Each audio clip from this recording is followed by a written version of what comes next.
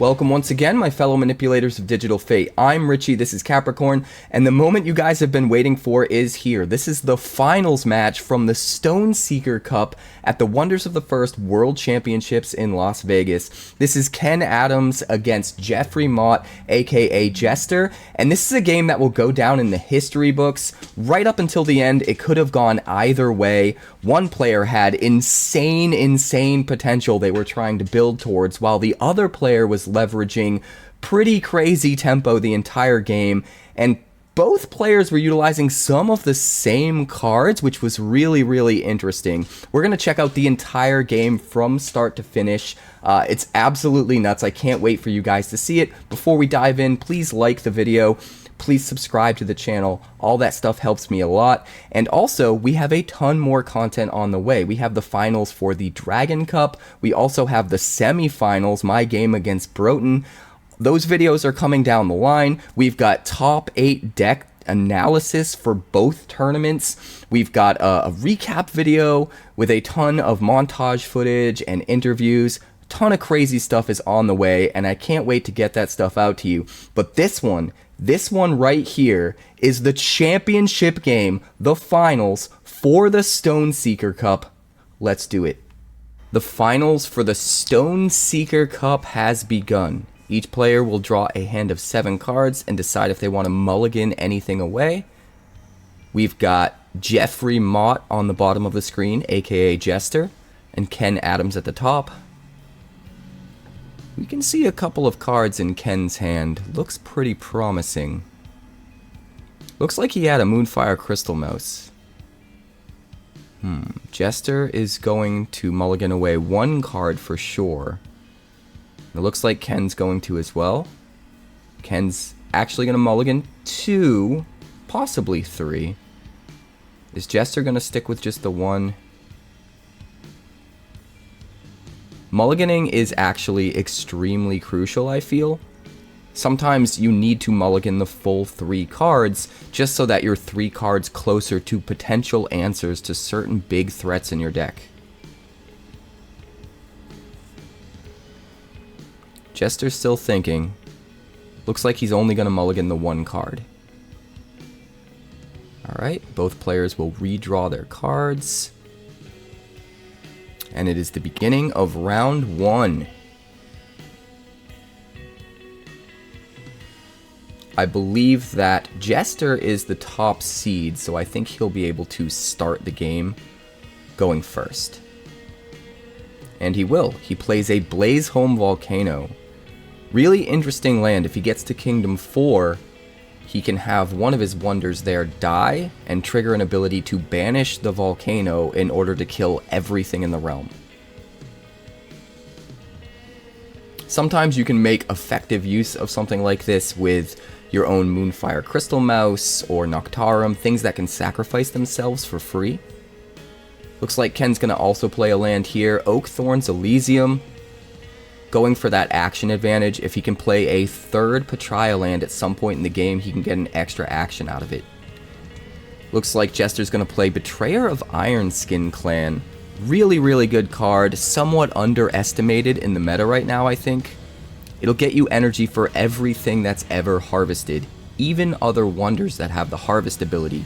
Speaking of which, Ken follows suit by playing an Ashen Leaf. On arrival, he gets to put a shield counter on his land. But more importantly, it has a Patria link and can be harvested to gain an action. So because Jester has that Betrayer of Ironskin Clan down, he's got a little bit of an advantage. If Ken ever decides to harvest that Ashen Leaf, Jester's going to get a little bit of extra energy out of it. Both players deciding how they want to end the round, if they want to end the round. Ken decides to spend his last action drawing a card, it looks like. And I think both players will go to round 2. So it is the end of round 1, the beginning of round 2. Both players are back up to 3 actions, and nobody took the stone, because each player has 2 power in realm 1. So both players will be at 2 energy. That being said, Jester does have the Betrayer down. He does have the potential to get more energy. He follows up by playing an Indra's Citadel in realm 2. Very smart. Now he has a Boundless Link. He can also harvest that later for 2 actions instead of 1.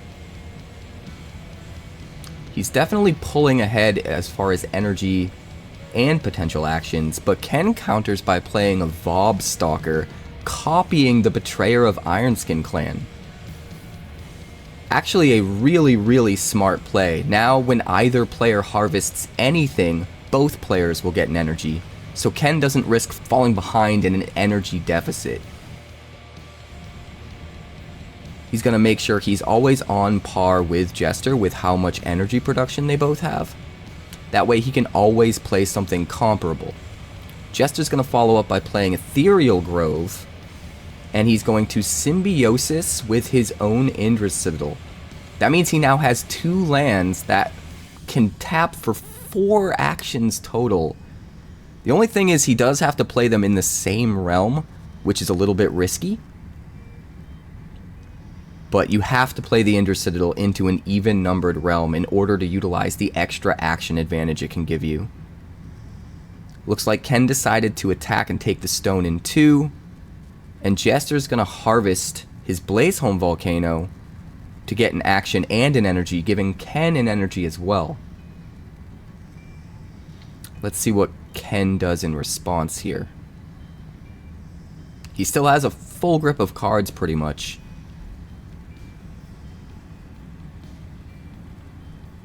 Honestly, things could go either way at this point.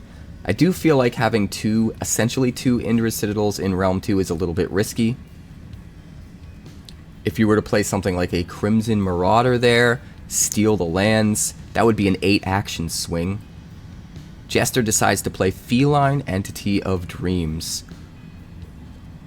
A very notable card in the meta right now, 6 power for 4 energy, but more importantly, anything that targets any of his wonders now costs an extra 2 energy for his opponent to play. Which could be super critical.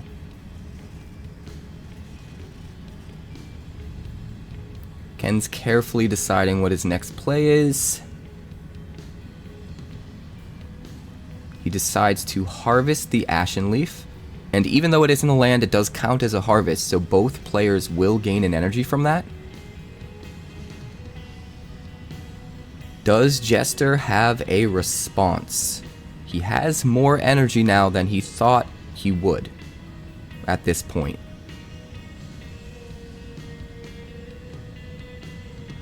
He's looking over his cards carefully, decides to spend his last action but no energy to play his own Ashen Leaf into Realm 1.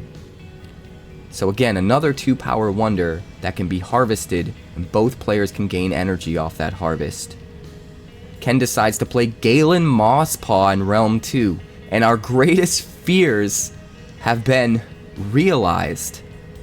Galen Mosspaw is another way to punish stacking up lands in the same realm, especially if they're lands that give extra actions like Indra's Citadel.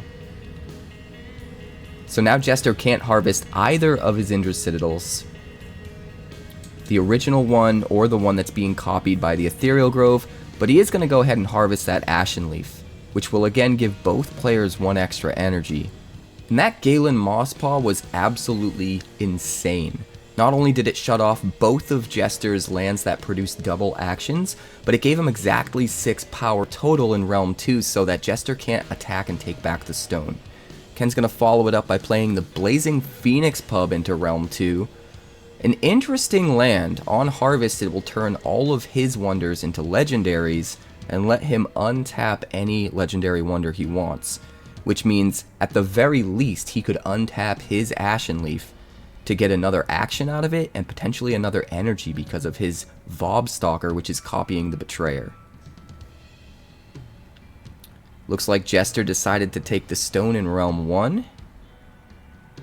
And now Ken's trying to decide what to spend his last action on.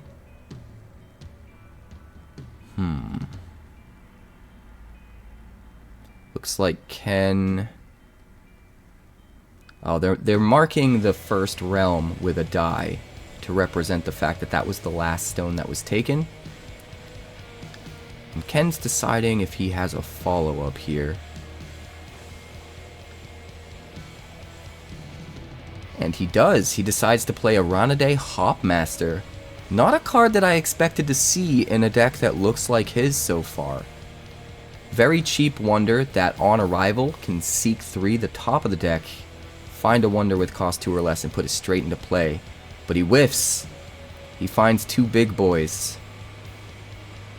So no on arrival trigger for you. At least no effective on arrival trigger. No extra value going into the realm. And now it's back to Jester. Is Jester done? He can't harvest either of his lands. So he passes back to Ken, and Ken decides to harvest his land. That will give Jester another energy, which is interesting. Let's see what Ken decides to do with it.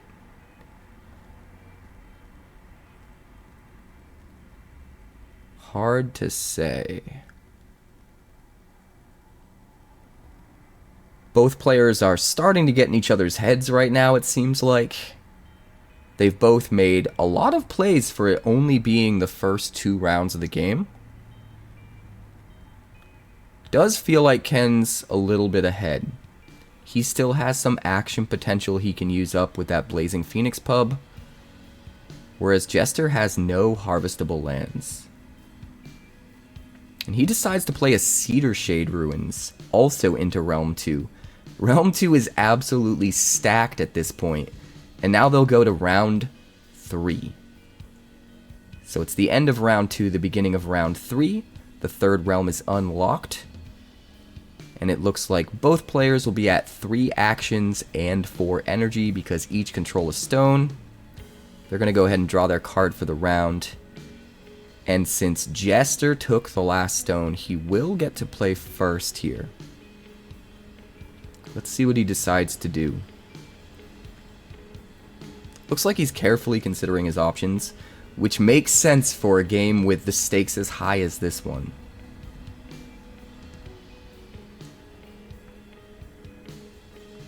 Still looking at his cards, Jester decides to finally make a move. And he plays a Briar Maw, an absolutely brutal play, and a card that I think Jester's deck is built around. 4 cost, 6 power. Whenever any player harvests a land, that player sacrifices it. So now, if Ken wants to get value out of his lands, he has to say bye-bye in order to do so. Ken follows up by playing a Betrayer. So now, whenever anything's harvested, Ken actually has 2 Betrayers, and he'll get 2 energy because of that Vobstalker he played earlier. It is interesting that he decided to put it into Realm 3 though. The Briar Maw is a whopping 6 power, so Ken's not even close to being able to take the stone there. And Jester decides to go ahead and take the initiative, attack in 3, and get the stone while the getting's good. Does Ken have something else up his sleeve? That's the question. Very, very curious.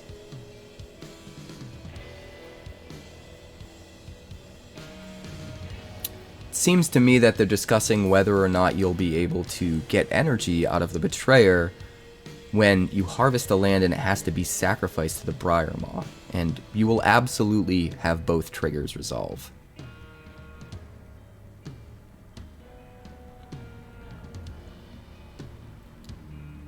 Play is to Jester. What does he do in this situation? He is ahead for now. But you gotta remember that Ken has the action advantage with 2 harvestable lands to Jester's none because of the Galen Mosspaw. He also technically has energy potential advantage because of the 2 Betrayers to Jester's 1. Ken decides to draw, Jester decides to draw, both players digging for answers to the current board state. Very, very interesting. Marking Realm 3 as the last taken stone, and Ken's not done with Realm 3. He decides to harvest the Cedar Shade get himself an action. 2 more energy. And then the Cedar Shade will go bye-bye. He decides to play Razia with his energy, which is pretty incredible. Doesn't use up the action, so he harvested for an action first to make sure he had an action to attack with, then played the Razia without using an action, and then used his final action to attack. Pretty clever. And Ken's just noticing right now that the Cedar Shade is gone because of the Briar Maw. So he's going to put that in his Abyss. And Ken has successfully taken the advantage. And that's how quick things can change. A card like Razia is a huge, huge swing. It's basically a 3-for-1. It's attuned, so it doesn't use an action. And it's got insane power. But then it also has this ability to swing the math in 2 different realms later on with its tap free. And that is the end of round 3, the beginning of round 4. The 4th realm is unlocked. Both players will be at 3 actions. Ken will have an energy advantage. Because he controls 2 stones, he'll be at 6 energy, whereas Jester will only be at 5. And that combined with having 2 Betrayers to Jester's 1 is a pretty huge potential swing. Ken decides to come right out of the gate using Razia to kill Jester's Betrayer and take away even more of his energy potential. Pretty brutal. He does have to pay 2 energy to do that, so that puts him down to 4 energy because of the Feline Entity of Dreams. Anything that targets one of his wonders, one of Jester's wonders, his opponent has to pay 2 extra energy. They're realizing they forgot to put the stone out in 4, so they're going to get caught up on that now. And the pump from Razia, the +5, is going to get put on that Ashen Leaf in Realm 1. So now Ken has enough power to swing and take the stone in 1. But not only that, when that buff goes away, they'll still be tied for power in 1, which means if Ken already has the stone, it's going to be hard for Jester to take it back. Very, very smart plays happening here. Jester decides to play a Quiet Creek in Realm 3. Can buff up some of his wonders that he plays later on. More importantly, gives him some action potential later, which he's missing right now. Ken decides to follow suit by playing an Ethereal Grove, copying Jester's Indra's Citadel. So even more action potential for Ken. Jester's making smart plays, but it seems like no matter how many good plays Jester makes, Ken just has something that's even crazier. That being said, part of the beauty of this game is the fact that it's not over till it's over, and I've seen so many games that looked one-sided in the beginning and go the completely opposite direction by the end. And I wouldn't say this game looks one-sided. Ken has a clear advantage, but Jester's board is still pretty good, and that Briar Maw can really throw a curveball later. Jester decides to play Noctarum of the Lost. Noctarum the Lost is absolutely crazy.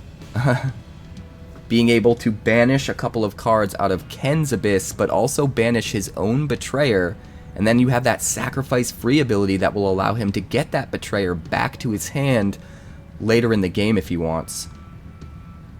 But most notable about Noctarum the Lost is him being in Realm 1 with the Blaze-Home Volcano. The very first card played in this game means that at any time Jester wants, he can sacrifice Noctarum for his ability and then trigger the Blaze-Home Volcano and wipe out the entire realm. Ken decides to take his action advantage lead and double down on it by playing a Twilight Marsh in Realm 3. If something dies the same round that he harvests this, it will give him 2 actions. So many cards on his side are giving him an insane amount of action potential. And also having 2 Betrayers to Jester's 0 now means he also has a ton of energy potential that Jester can't keep up with. Jester's going to have to dig deep, find a way to swing this game back in his favor. Looks like both players have one action left.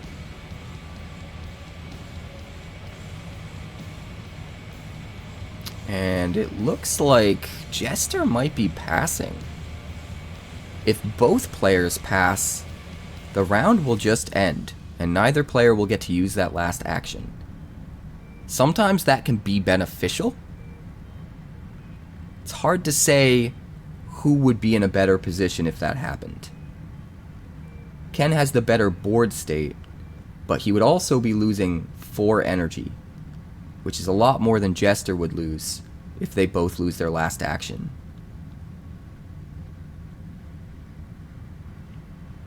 Looks like they're going to think long and hard on this one.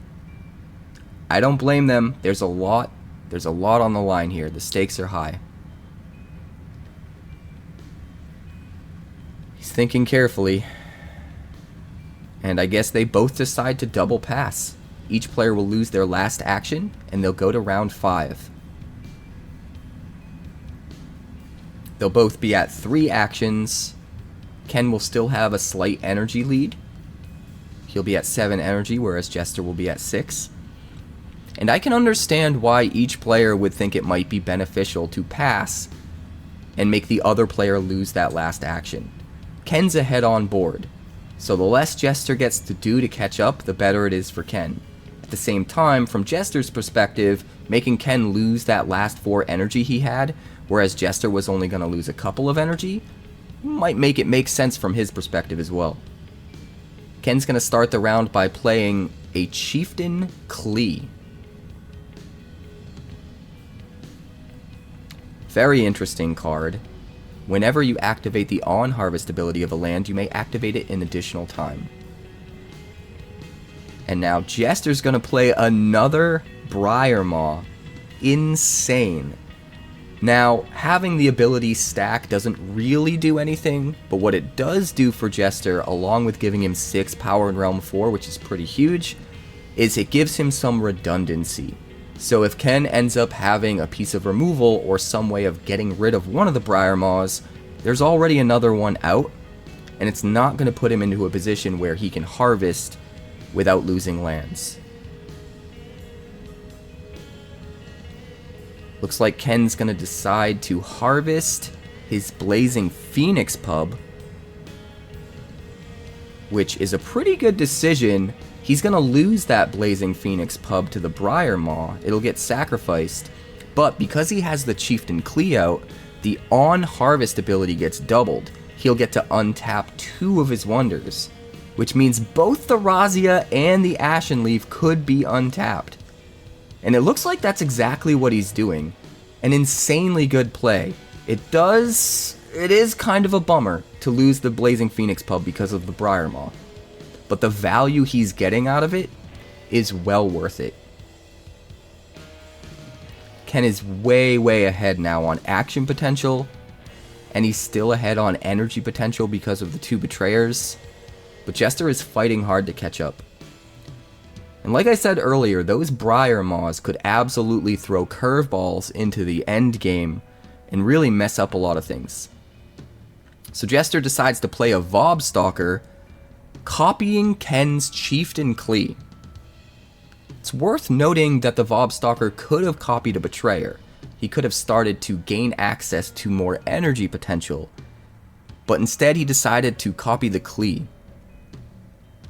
Ken decides to harvest the Ashenleaf, giving him 2 energy because of his 2 Betrayers, and an action.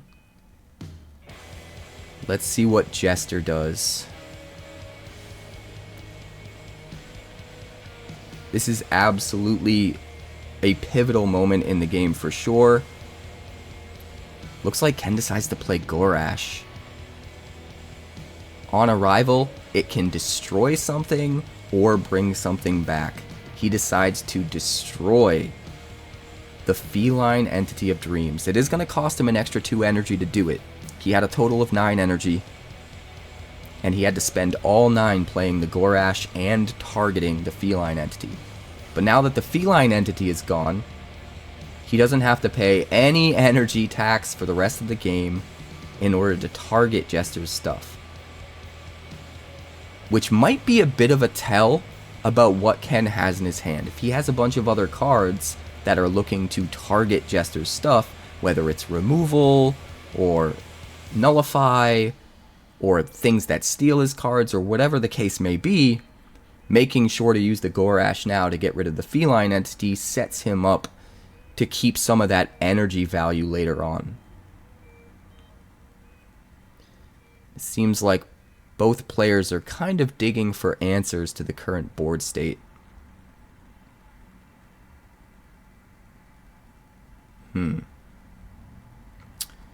Not sure what to do. It's kind of like a Mexican standoff at this point. Ken is still in the lead. But like I've said a few times already in this video, those 𝐼𝐸 are such a weird, wild card. You don't know what they're going to do later on.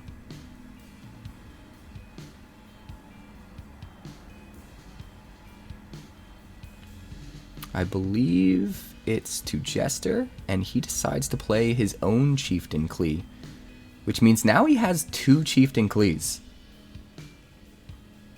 The Vobstalker in 2, which is copying 1, and the actual Chieftain 𝐶𝐒, which is in 5. I don't know what he's preparing for. Maybe he's thinking eventually getting rid of the Galen Mosspaw and getting extra actions out of those Indra's Citadels in 2. Jester decides to harvest his land to gain an action, and it does have to be sacrificed because of the 𝐼𝐸. And he'll attack in 5. He's starting to come back. It's a long road, but if he can keep 1, and now he has 5, he's definitely on his way. That is the end of round 5. It is the beginning of round 6. 6th realm is unlocked. Both players are back to 3 actions. Ken still has a bit more energy. He has 3 stones, so he'll be at 9. Whereas Jester only has 2, so he'll be at 8. They draw their cards for the round, and Jester will get to play first, but it looks like he passes. Or does he? No, he draws a card. Interesting.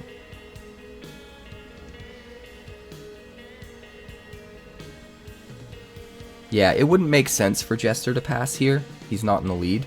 It might make sense for Ken to pass, but at the same time, I don't quite think either player is there yet. Ken decides to play Sirius Aetherblade, probably the most important answer in the entire meta, and it shuts down everything on Jester's side. The Noctarum is shut down. The Ashen Leaf, even though it's already tapped, if he could somehow untap it later on, it is shut down. It won't be able to be harvested. And his 2 Chieftain 𝐶𝐒s are also nullified. But Jester laughs and drops a Sirius Aetherblade of his own. This is crazy. Both players have nullified all wonders on the opposing side that cost 2 or less. It's also worth pointing out it will nullify items as well, which isn't really relevant at this point. But kind of crazy that we saw back-to-back Sirius Aetherblades. I truly think this is the most important card in the meta. Not because it can answer so many different things, but because it answers all of those things at the same time with just 1 card, while also putting 4 power on the board and putting pressure on the opponent in the process. It's just so much value. Ken decides to draw a card. Jester's thinking carefully about how to come back. The one thing I do want to note about Jester playing his own Sirius Aether Blade is that it is at risk. With that untapped Razzia out there, I would normally try to get rid of the Razzia or bait it into being tapped before dropping the Sirius so that the Sirius would be safe. That being said, maybe the Sirius itself is a bait. Maybe Jester has something even better in his hand and he's trying to bait Ken into using the Razzia on the Sirius so that he can then safely play the other thing that he has. Hard to say. Either way, Jester decides to play a Blaze-Home Volcano into Realm 4. And Ken is thinking carefully about that play. If something dies there, Jester now has the ability to wipe out the entire realm. Absolutely crazy. It'll be interesting to see how much Ken actually cares about that, and if it changes his game plan at all.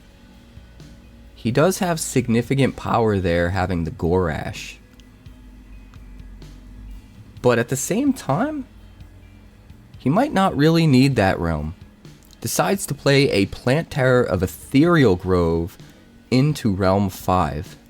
And I'm curious if he was considering playing it into 4, and maybe that's why he looked at the Blaze-Home Volcano so carefully. Probably not. And it looks like he's deciding what he wants to copy with the Plant Terror. It can basically copy the entire text box of any 2 wonders, which is pretty crazy. And it looks like he's going to do both the Gorash and the Razzia. He decides to use the Gorash's on-arrival ability that the Plant Terror is now copying with Symbiosis to destroy one of the Briar Maws. But the Plant Terror has also copied the text box of the Razzia, which means at any point in time he can tap free to give something -5 and another thing +5 for the round. And that will allow him to end round 6 in a very strong position. It is the start of round 7, the 7th realm is unlocked. Both players go back up to 3 actions. And Ken is still in the lead as far as energy. With his 3 stones, he's got a whopping 10 energy, and Jester has 9. So they'll both draw their card for the round. And Jester's going to have to make some big swings this round in order to make up lost ground. He's thinking carefully about exactly what to play, and we see a big swing. Absolutely. Cosmic Cataclysm, probably the biggest swing any deck can make at this point in the game. A whopping 8 energy, he gets to create 3 4-power angels with flying, 1 in each of 3 different realms, and he gains 2 free attacks. Those free attacks are going to help a ton when it comes to catching up to Ken's action potential because of Ken's untapped lands. And the bodies are absolutely nuts. He chooses to spread them across 3 different realms here. Looks like 7, 6, and 4. The one thing that is kind of a bummer, Ken still has his Sirius out, which means all of those angel tokens are nullified and they don't have flying. Since tokens don't have an energy cost, their energy cost is considered 0, which means they are wonders that cost 2 or less and they get nullified by Sirius. That being said, Jester still has 4 power in 6, 4 power in 7. With nothing to oppose him there, he can easily claim those stones. And if he has some more value that he can push somewhere in a realm where he needs to take back a stone from Ken, this could be the big play he needed to really take the game back. Ken's thinking long and hard about what to do. Looks like he might finally have to pop that Razzia. It's worth noting that since he untapped that Razzia, he now has 2 different Razzia abilities to use this round. The original Razzia, which can be tapped a second time because he was untapped with the pub, and this Plant Terror of Ethereal Grove, which has copied the Razzia. That is a lot of potential power swing across multiple realms. The question is, does Ken actually pull the trigger now, or does he plan to do it later on? It looks like he's going to pull the trigger now. He's going to tap the Razzia. He wants to kill the Angel in 7. Makes sense. Take away a potential stone that Jester can take without him having to commit more actions and more cards to playing things into that realm. And then he puts the +5 buff on his Sirius, which means he's now got 11 power there, I believe. 4 from the Sirius, 5 from the buff, 2 from his tapped Ashen Leaf. And Jester's only got 8. 4 from the Sirius, 2 from Noctarum, and 2 from his tapped Ashen Leaf. It looks like Jester wanted to sacrifice the Noctarum, but unfortunately, it is nullified by Ken's Sirius, so Jester's going to have to find an answer. Let's see if he can. He decides to play Divine Conduit, copying his Cosmic Cataclysm. So rather than try and answer the Sirius, he's just going to put even more power on the board, gain even more free attacks, create an absolutely insane board state. Not only that, but he also gets a 4-power wonder back in Realm 7 to make up for the one he lost when Ken used his Razzia. It's a pretty substantial board. The question is, does Jester have enough left in the tank to actually get it done, to take back enough stones? If his Angels still had flying, if Ken's Sirius wasn't part of the equation, he would easily have everything it takes. He could attack in 7, move to 6, attack in 6, move to 5, have a whopping 12 power in 5, and attack and move everything into 4 so that he could start taking stones there. And because he has a whopping 4 free attacks, he actually has the ability to do something crazy like that. That being said, he needs an answer to Sirius first, or else those Angels cannot fly. He decides to use his Plant Terror of Ethereal Grove, uses the Razzia ability that he copied from Razzia, and I think he's gonna kill the Angel that's in Realm 4. Which presents Jester with an interesting opportunity because he has a Blazeholm Volcano there.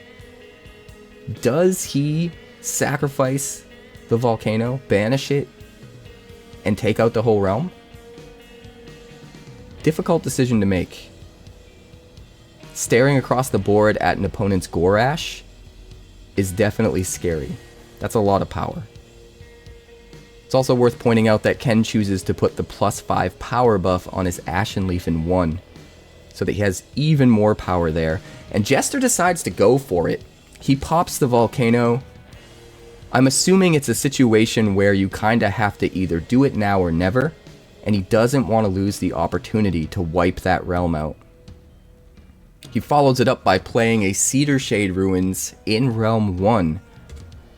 That would be the perfect answer to his opponent's Sirius, but he needs to dig and find another land. Because he just used that Blazeholm Volcano in 4, he's down to 4 lands total on the board, which means he doesn't have the Kingdom 5 to turn the Cedar Shade Ruins on.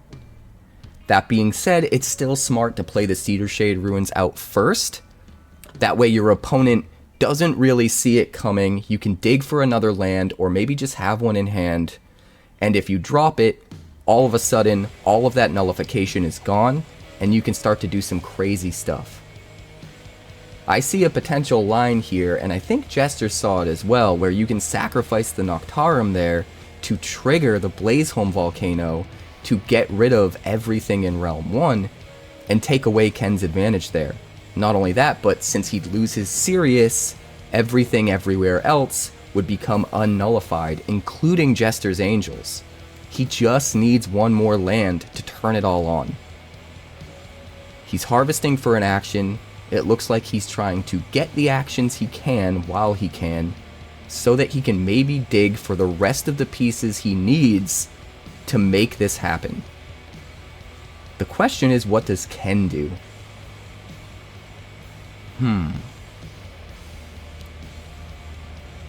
I'm sure Ken has something left in the tank. He does have 2 lands that can be harvested. Looks like Ken passes. Jester decides to draw.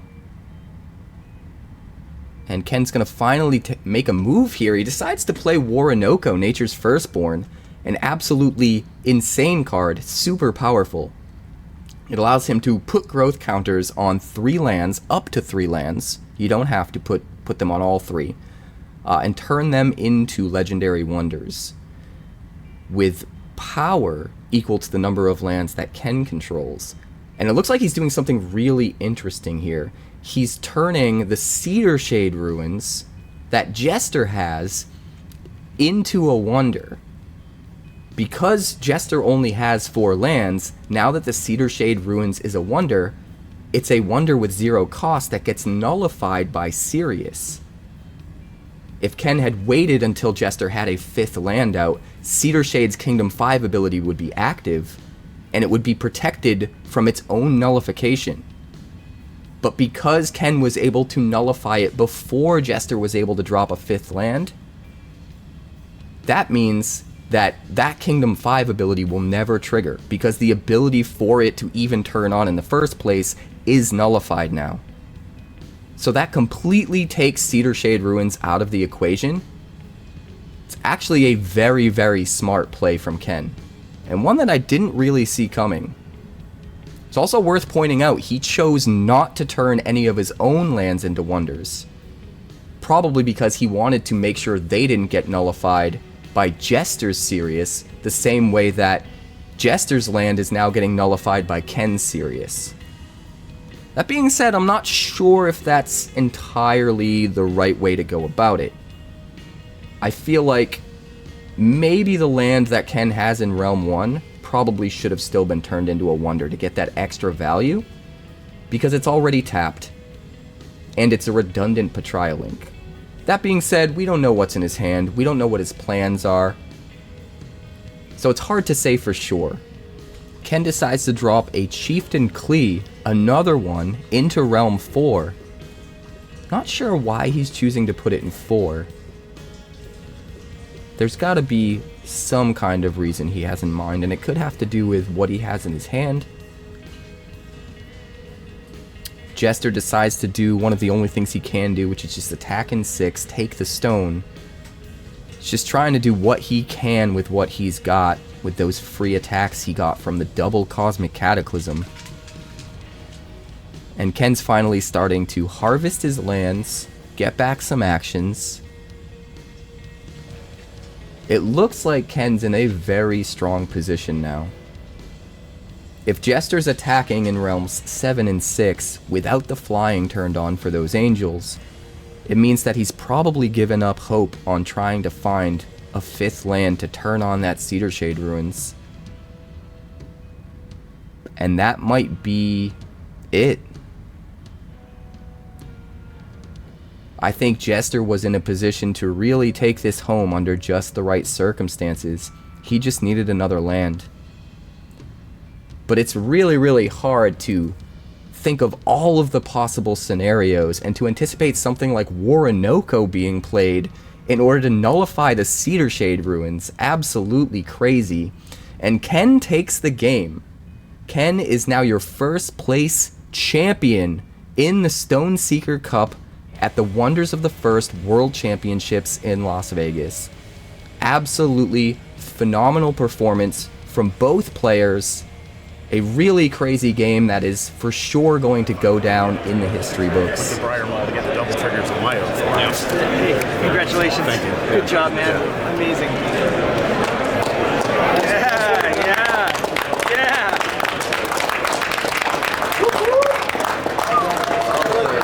First Baltimore, now this. What's next? Come to Atlanta? Come to Shattered? When is it? Atlanta's in January. January, so it's before the new set? Yeah. Probably. In February, it's the new set. Yeah. Cool.